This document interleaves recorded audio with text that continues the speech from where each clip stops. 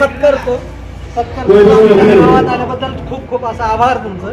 आणि मला एक ग्रामस्थांना एक विनंती करायची तुमच्याविषयी की बाबा तुम्ही 4.5 वर्ष झालात किंवा आता 5 वर्ष पूर्ण झालेत खासदार झालात. आमच्या करंदी गावासाठी तुम्ही काय केले तेवढं आम्हाला सांगावा.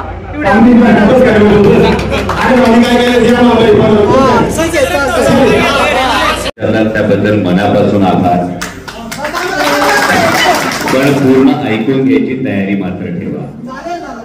आणि जसा प्रश्न मला विचारता तसे ज्यांना पंतप्रधान करायचं म्हणून तुम्ही मत मागायला जाणार आहात ना, त्यांनी 10 वर्षात एकही प्रेस कॉन्फरन्स घेतली नाही. त्यांना पंतप्रधान